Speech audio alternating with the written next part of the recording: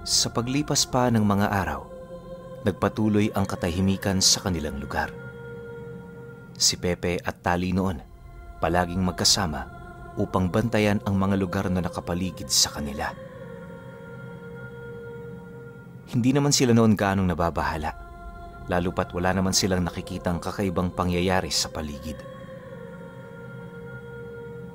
Isang hapon, habang naglilibot sila sa baryo, meron silang napansing isang pulubing naglalakad na may daladalang sako at mga kalderong nakatali rito.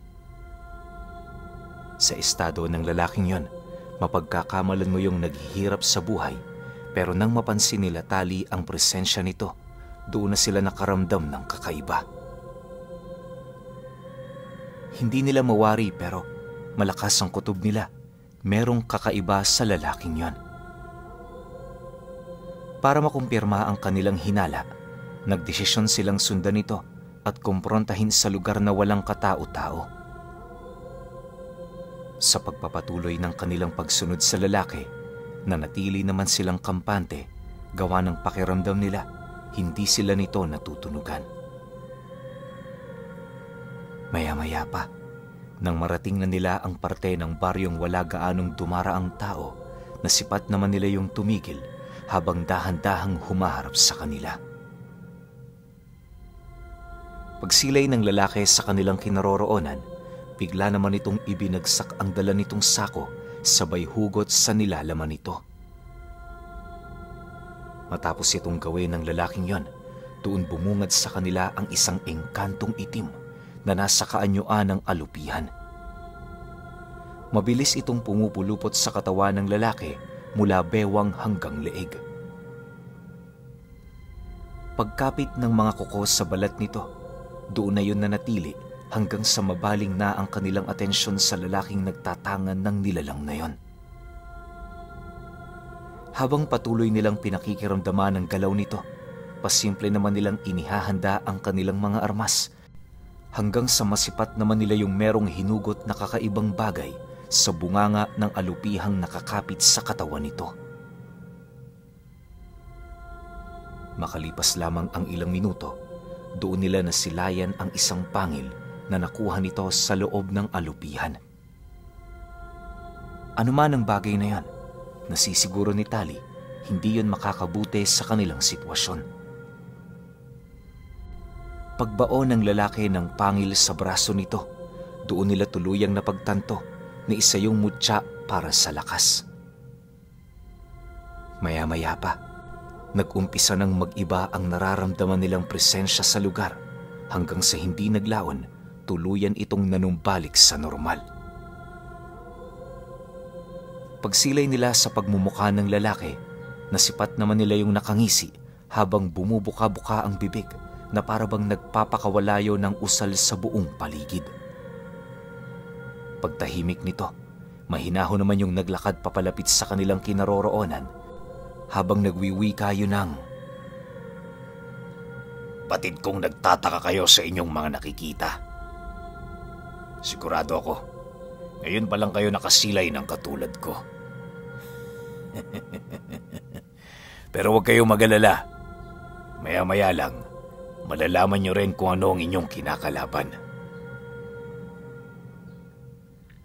Matapos nitong makapagsalita, bigla naman yung lumusob patungo sa kinaroroonan ni Pepe. Pag-untay nito ng isang malakas na pagsapak, kitang-kita naman ni Tali kung papaano yun mapaatras habang patuloy itong sinasalag. Ramdam niya rin ang lakas ng nilalang na yon buhat sa presensyang pinapakawalan nito. Bago pa man ito madaig ng tuluyan ng kanyang kapatid, agad naman niya yung sinunggaban, sabay unday ng dala niyang tabak sa balikat nito. Subalit, bago pa man yun lumapat, mabilis nang nakatras ang nilalang na yon na parabang pinaglalaroan lang sila nito. Dahil sa pangyayari, pinili niyang manatili sa tabi ng kanyang kapatid upang magawa niya yung matulungan sa oras ng panganib. Sa pagpapatuloy ng kanilang pagmamasid sa lalaki, pansin naman nilang hindi yun nagbabagong anyo. Sa halip, ginagamit lamang nito ang engkantong naroon sa kanyang likod para humiram ng kakayahan. Maya-maya pa, muli na naman nila yung napansing dumukot ng kakaibang bagay sa bunganga ng alupihan, kung kaya't yun naman ang naging hudyat para sa kanilang dalawa na sumugod. Sa isip-isip ni Tali, anuman ang kukunin nito, paniguradong mapanganib yun sa kanila. Kesa hayaan lang nila ang nais nitong gawin, mas mainam na pigilan nila yon hanggat sila'y may pagkakataon. Nang masipat naman ng lalaki ang kanilang paglapit, dali-dali naman yung kumaripas ng takbo patungo sa kakahuyan. Dahil dito, nagkaroon naman ng pagkakataon si Pepe para tumagos sa mga puno. Pagpasok niya sa nilikha niyang lagusan, agad naman siyang lumitaw sa punong malapit sa lalaki, ngunit nang akmang uundayan niya na yon ng kanyang punyal, mabilis naman yung nakailag. Pansamantalang nagbuno silang dalawa sa lugar na yon, hanggang sa tuluyan na itong makabalik sa patag na lugar na walang kapuno-puno. Nang magkaroon na ito ng sapat na distansya mula sa kanilang panig, bakas naman sa pagmumukha nito ang labis na tuwa. Habang dahan-dahang hinuhugot sa bunganga ng alupihan ang isang batong kulay itim. Pagkuha niya nito, walang pag-aatubili naman niya yung nilulon. Ilang segundo lang ang lumipas, biglang namula ang mga mata ng lalaki at kasabay nito ang pagramdam nila ng kakaibang presensyang umiihip mula sa kinaroroonan nito. Mabuti naman, nagpasya ka ring ibunyag ang sarili mong anyo. Akala ko mamamatay kang hindi mo yan na ipapakita eh. Wika ni Tali sa nilalang. Nang marinig naman ito ang kanyang sinabi, bigla naman yung umangil habang sumasagot sa kanya ng,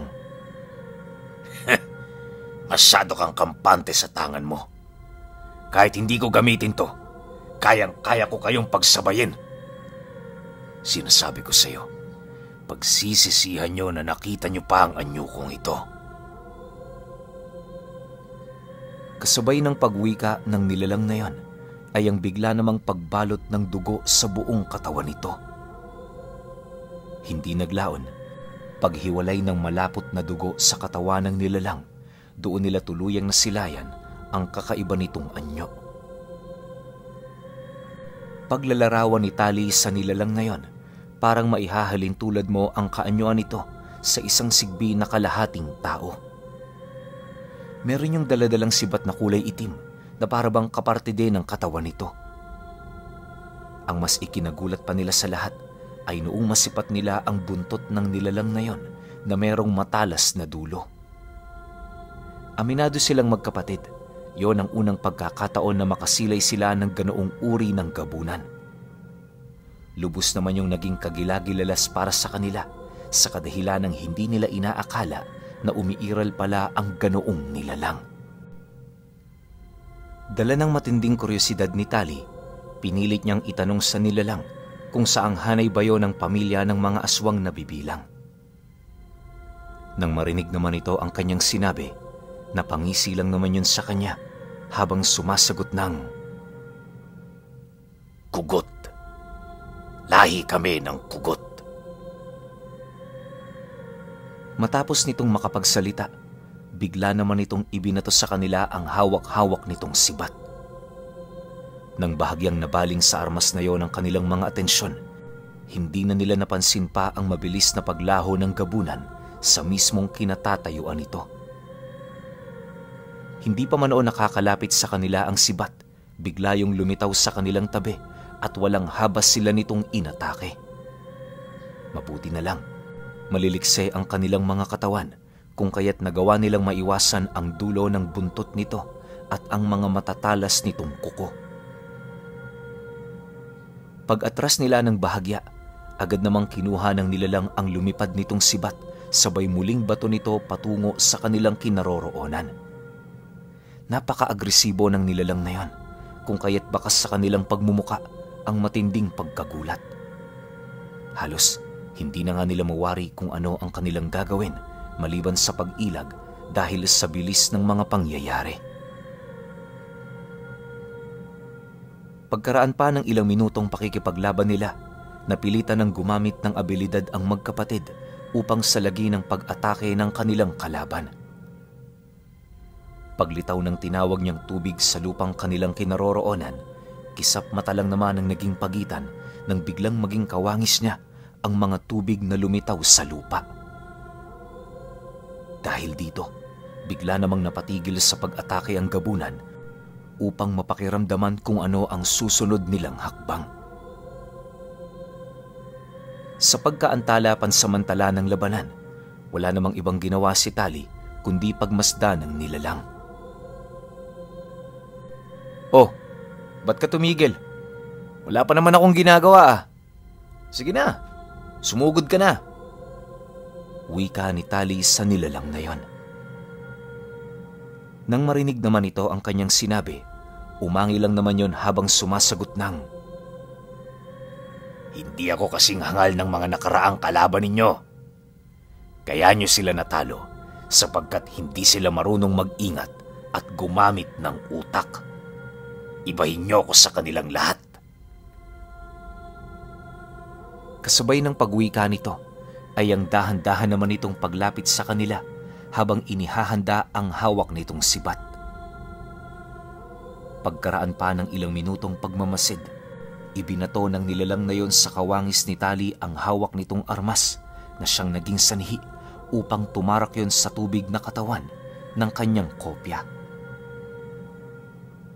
Pagtagos ng talim nito sa kabilang bahagi, kitang-kita ng nilalang na yon ang mabilis nitong pag-usok hanggang sa hindi naglaon, dahan-dahan na yung nalusaw.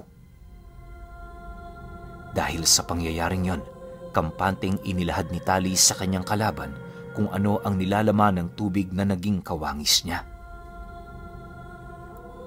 Ayon sa kanya, nababalutan ng lason ang mga tubig na yon at konting patak lamang nito, kaya na nitong pumatay ng isang buong grupo ng mga pangkaraniwang aswang. Sa katulad naman ng lalaking kanilang kaharap, naniniwala siyang 10 sa mga ito ang kayang patayin ng isang patak. Dagdag pa niya na, sa oras na ginamit na niya ang abilidad na yon, wala nang magiging takas ang kalaban niya. Mariin niya rin doong inilahad na sa halos 50 nilalang na ginamitan niya ng ganoong abilidad, wala pang ni isa sa mga ito ang nakatakas. Pagkarinig naman ng gabunan sa kanyang sinabi, nag-aangil naman itong gumawa ng panibagong sibat para ibato sa mga kopya niya. Upang masigurong makakapas lang yon ng maraming kopya ni Tali, 10 piraso ng sibat ang ginawa nito. Paulit-ulit niya yung ibinato sa mga kopya nito hanggang sa dumating ang puntong tuluyan na yung naubos. Nang si Tali na lamang ang natitira sa lugar, ngumisi lang naman ang nilalang habang nagwiwika sa kanya ng, "Kung papakinggan, tunay ngang mapanganib ang iyong kakayahan. Pero kung susuriin ng maigi, nasa harap ko lang ang kasagutan. Kung hindi ko sila malalapitan, mas mainam na asintahin ko sila sa malayo. Tama ba ako sa aking naisip na paraan? Antingero?" "Maaring tama, maaari ring mali. Pero hindi ko ba nasabi sa'yo kanina, mas mapanganib pag nawawasak sila? Hindi lang sa tubig nabubuhay ang mga lason." "Paglitaw pa lang nila kanina, alam kong matatalo na kita." Seryosong sagot naman dito ni Tali. Matapos niya yung ilahad, bigla namang natigilan ang gabunan, gawa ng napag-isip-isip nito na maaaring hindi lang sa tubig kumakalat ang lason. Makalipas pa ang ilang minuto, nagdesisyon niyong tumigil na munang huminga para pakiramdaman ang katawan niya. Subalit, nang mapansin naman ito ni Tali, doon niya inilahad sa nilalang na hindi lang sa paghinga maaapektuhan ng lason ang katawan niya. Tapatan nitong inilahad na noong mga oras na yon, balot na ang katawan niya ng kabuuan ng lason. Nakakalat yon sa loob ng kanyang sistema at hindi magtatagal, uusad na yon patungo sa utak niya kung saan yon naman ang magiging hudyat para maramdaman niya ang pinakaunang senyales nito. Hindi pa man tapos sa pagsasalita itong si Tali, unti-unti namang napaluhod ang gabunan sa kanilang harapan. Pinipilit pa nitong tumayo pero masyadong malakas ang bisa ng lason. Kahit ano ang kanyang gawing pag-alis dito, mas lalo lang yung nadaragdagan buhat sa hanging umiihip sa buong paligid. Maya-maya pa, wala na ngang nagawa ang nilalang na yon kundi ang bumagsak sa lupa. Nang masipat naman ni Tali ang kinahantungan ng nilalang, agad naman niya yung nilapitan habang binubulungan ng, "Aminado naman kaming malakas ka. Sadyang nagkamali ka lang ng kalaban. Maaring sa pagkakataong ito hindi mo na ako naiintindihan.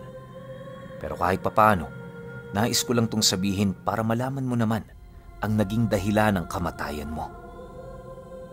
Duda ko, wala kang ideya sa kakayahan ko. Hindi mo alam na sa mundong ito, ako ang naghahari sa lahat ng mga manlalason, mapakanan man o kaliwa." Matapos itong mailahad ni Tali, doon na nila nasilayan kung papaano lumabas sa katawan ng nilalang na yon ang pinakahuli nitong hininga. Pagramdam nilang patay na ito, agad naman niyang ipinasawalang bisa ang lahat ng lasong mabilis na kumakalat sa kabuuan ng isla. Ayon kay Tali, na sa lahat ng taong nagtataglay ng karunungan ng panlalason, siya lamang ang bukod tanging hindi nagdadala ng lunas na gawa sa pinaghalong iba't ibang katas ng mga halamang gamot. Wala kasing karampatang lunas na may ganoong estado, sa kadahilanang ang tanging lunas para dito ay ang tangan niyang usal na nagpapasawalang bisa nito. Yun lamang ang nag-iisa niyang alam na panlunas sa lasong yon, kung kaya't nasisiguro niyang lubos siyang mapanganib. Mariin ding inilahad ni Tali na sa larangan ng panlalason, ang may mas makamandag at may mahirap na paglikha ng lunas ang magwawagi sa lahat. Dagdag pa niya na dahil sa pagkakaroon niya ng hasang, kung kaya't nasuyod na niya ang kaila-ilaliman ng dagat para kumuha ng mga mapapanganib na halaman, kalakip ng mga isdang hindi basta-bastang nakukuha ng mga mangingisda. Hinaluan niya rin yon ng mga dugo ng engkanto para masigurong lumakas palalo ang bisa nito.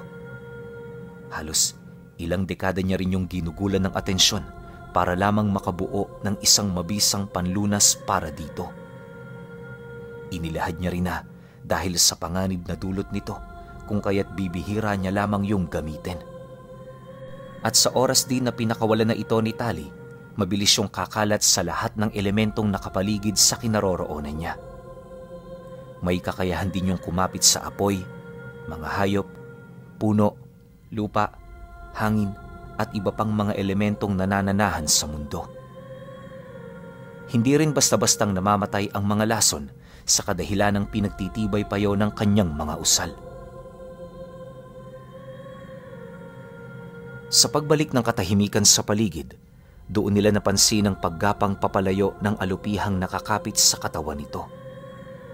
Ngunit bago pa man yun makasuot sa gubat, bigla rin naman yung nalusaw buhat sa lasong kumapit din dito. Nang mapagtanto nilang malinis na ang lugar, minabuti na nilang bumalik sa kanyang tahanan. Habang binabagtas nila ang daan, pansin na pansin naman niya ang pagngisi ni Pepe habang nakasunod sa kanya. Maya-maya pa, nang hindi na niya maatim ang ginagawa nito, bahagya naman siyang tumigil sa paglalakad habang nagtatanong dito ng, "Ano ba yun, Pepe? Kanina ka pa tumatawa dyan ah. Akala mo ba hindi ko napapansin?" Nang marinig naman ng kanyang kapatid ang kanyang sinabi, agad naman yung sumagot sa kanya ng, "Natutuwa lang ako sa iyo, kuya. Yung ginawa mo kasi kanina, maraming alaalang bumalik sa akin eh. Tanda mo pa? Nung muntik mo kaming mapatay ni Ikong dahil dyan. Pero kanina nang nakikipaglaban ka, nakikita ko sa mga mata mo na bihasa ka na sa paggamit dito. Tunay ngang napakabilis ng pagtakbo ng panahon, kuya. Dati, nangangapa pa tayo. Pero ngayon, tingnan mo, mga dalubhasa na tayo. Dahil sa sinabi nito, hindi na nagdalawang isip si Tali na hagka ng kanyang kapatid. Aminado kasi siyang emosyonal siya kapag nakakarinig ng mga ganoong bagay. Pagdating nila sa kanyang tahanan, agad naman siyang naghanda ng kanilang makakain. Upang maging masarap naman ang kanilang hapunan, minabuti niyang pumatay ng alaga niyang manok. Sa paglalim ng gabi, wala naman silang ibang ginawa kundi ang tumambay sa labas habang masayang pinagmamasdan ang buong paligid. Ayon kay Tali, napakaganda pa noon ang kanilang mga nasisilayan tuwing gabi. Walang ilaw na nanggagaling sa mga kuryente at purong gasera lang. Hindi rin noon gaanong maingay at ang karamihan sa mga tao noong nabubuhay ay punong-puno ng respeto sa bawat isa. Hindi kagaya ngayong pangkasalukuyan, konting pagkakamali lang, huhusgahan na ang iyong pagkatao ng mga taong wala namang kaalam-alam sa buhay mo. Marami na rin ang nakalimot at nakawala ng kanilang pananampalataya, hindi kagaya noon na wala kang makikitang taong hindi sumasamba. Ang mga bata rin noon, malaki ang takot sa kanilang mga magulang na hindi kagaya ngayon, may mga ibang balasubas at mga salot sa lipunan. Dagdag pa ni Tali na hindi naman lahat ganyan. Kahit papaano meron ding mga pamilyang mabubuti. Kinabayan nila ng may pagmamahal ang kanilang mga anak, kaya sa paglaki nito, hindi yon napariwara. Naniniwala rin siya na habang patagal ng patagal ang mundo, sumasama ang mga taong naninirahan dito. Isa yung natural na kaganapan, senyalis na malapit na ang katapusan ng mundo. Sa pagpapatuloy ng kanilang pag-uusap, ibinaling nila ang kanilang paksa sa bunso nilang kapatid. Lubos na kasi roong nag-aalala si Tali dahil sa hindi pa yun bumibisita sa bahay niya. Nang marinig naman yon ng kanyang kapatid, inabisuhan naman siya nitong huwag mag-alala, gawa ng meron din yung pinaghahandaan. Ayon pa rito, kinakailangan lang nilang maghintay sa pagbisita nito. Aminado din naman kasi yon, makailang beses na niyang pinuntahan ang bahay ni Ikong, subalit paulit-ulit nitong tinatanggihan ang kanilang paanyaya. Sa tingin mo, Pepe, ano kaya ang rason ng kapatid nating yon? May napansin ka bang kakaiba sa bahay niya noong pumunta ka? Nagtatakang tanong ni Tali sa kapatid niya. Nang marinig naman ni Pepe ang sinabi nito, agad naman yung sumagot sa kanyang isipan ng, "Wala naman ako napapansin doon, kuya. Normal naman ang buhay ni Ikong. Pero nung bumisita ako sa kanya, may napansin akong bagay na pinagkakaabalahan niyang buuin. Hindi ko yun nakita ng harapan kaya hindi ko masabi sa iyo kung ano ito. Magtiwala na lang tayo sa kanya. Sigurado naman akong alam doon ang kanyang ginagawa." Dahil sa sinabi ni Pepe, patuloy naman niyang pinag-isipan kung ano ang pinaghahandaan ng kanilang kapatid. Sa kanilang apat kasi, yon ang kilala niyang pinakatuso sa lahat. Hindi sa kanilang pamilya, bagkus ay sa kanilang mga kaaway. Maaaring kaya hindi pa yon nakakabisita dahil sa kagustuhan nitong malipol gamit ng isang pag-atake lang ang lahat ng mga kalaban nila. Bagaman hindi siya roon sigurado, malakas ang kanyang kutob na yun lang ang nag-iisang rason ukol sa pinagkakaabalahan nito. Sa paglipas ng mga araw, nanatili namang payapa ang kanilang lugar. Tuwing hapon, tumutungo sila kung saan-saan para ipagpatuloy ang paghahanap sa iba pang mga gabunan. Napapansin kasi noon ni Tali na habang tumatagal ang pananatili ng mga ito, parami naman ng parami ang mga batang nawawala sa isla. May mga pagkakataon ding nakakabalita sila ng mga bangkang dumadaong na walang laman, kung kaya't inaasahan na nilang ang mga nilalang na yon ang may kagagawan. Malakas din ang kanilang kutob, hindi yun naaapektuhan ng sumpa ng tawid dagat. Ang pinagbasehan nila nito ay noong dumaong yon sa kanilang isla na sakay-sakay ng mga bangka. Kung mga pangkaraniwang aswang lang kasi ang mga nilalang na yan, hindi pa man yun nakakarating sa laot, paniguradong agnas na ang mga ito. Sa pagpapatuloy ng kwento, makikilala na natin ang kanilang bunso na si Ikong. Okay, alam ko marami sa inyo naghihintay kay Ikong no? Pero kung papansinin natin yung buong kwento, sobrang astig ni Tali. Isipin ninyo hari ng lahat ng mga manlalason, mapakanan man o mapakaliwa. Hindi lang ako eksaktong parang medyo alangan kasi meron bang manlalason na nasa kanan?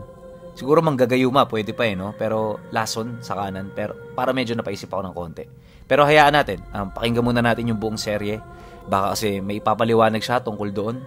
So sa ngayon, pahintay na lang ako ng episode 5. Kasunod kaagad yun, ilang oras lang ihintayin ninyo. At alam ko, pare-parehas tayo, maski ako, sabik nang makilala itong si Ikong. Kaya pahintay na lang ako. Salamat.